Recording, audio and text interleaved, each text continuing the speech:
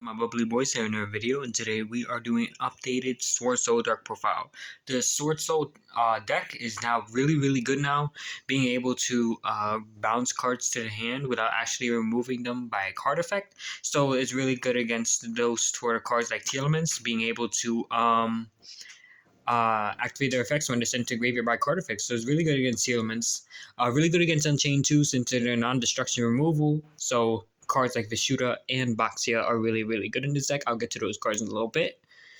And I thought this would be a good time to update this deck profile because I did it. Last time I did it was like a couple months ago. So before we get started, I just want to let you know.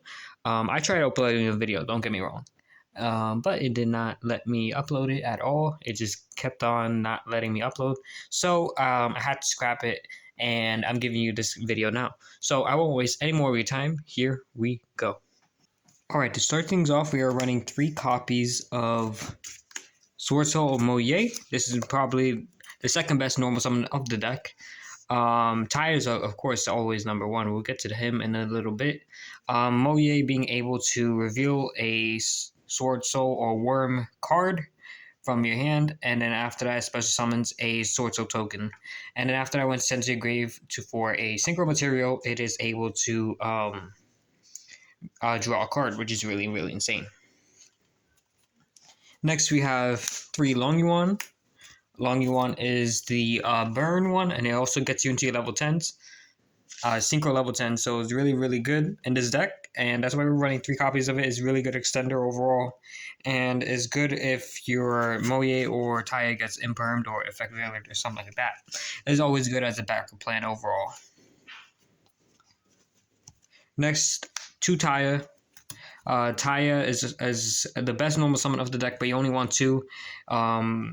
For the reason being that you don't want to brick on too many things, so that's why I think 2 Taya is fine, and it's really searchable anyways, so I just think 2 Taya is fine. Moye is like better on for like grind game, but Taya is just also really good overall. That's why we run 2 copies of it, 1 for going first and 1 for mid game. So that's why only 2 copies of that. Next we have 2 copies of our Ecclesia the Virtuous. Only run 2. I think 2 is fine. You don't need more than this, but I could be wrong. So you could bump it up to 3 if you prefer to do so. Next, 3 copies of Swordsoul Emergence. This is your main searcher for your Swordsoul cards. It does not search Ecclesia, unfortunately, but it's still really good card overall. So that's why I don't see any reason not to play 3. Next, for the last Swordsoul card, we're running 1 Blackout. 1 Blackout is really good going first. You can side this out going second as well, but it's still really good blowout card when you're going first, and it's just a really good card overall to actually banish 2 off of Shishao or off of any of your Swordsoul cards, and it gets you an extra token, which is really insane. Next, 3 copies of Ashuna. Oh, also, a Blackout is also really good too, even if you're going second. It's really good for banishing off your Shishao, summon an extra token, so it's not completely dead if you're going second, so it's fine. So next, 3 copies of Ashuna, best 10U monster of the deck. Don't think you should change this at all. You always want to see him with like another 10U monster, so 3 copies of him. Next, 3 copies of Vishuda. Vishuda is the second best 10U monster. This one's the board breaker. Basically you banish it from your hand or graveyard if you control a non-effect monster, and then after that you bounce a card from your graveyard to your hand. So it just puts on so much pressure on your opponent and makes them have to respond to it. So it's just a really good card overall. I used to run 2, now I'm running 3, for the reason being that it just forces out so many interruptions. It's insane. And it's really good at going, even if you're going first, it's really good to pair up with the Ashuna, so that's why I'm running 3.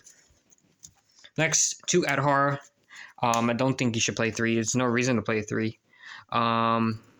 Especially with this Cash Tiragon, you don't really need to worry about your Tennies game banish other than their own effects, but really, all you need is 2, nothing more than this. Next, 2 copies of Vessel. But this is really insane when you only open up one Tenyi and this. So really good overall. You can cut this down to 1 or even none if you want to, but I just think this is really good overall. Like let's say if you only open up Adhara and Vessel, Adhara and Vishuddha, Adhara, or sorry, Vishuddha and this, or Ashuna and this. This is basically another Tenyi monster.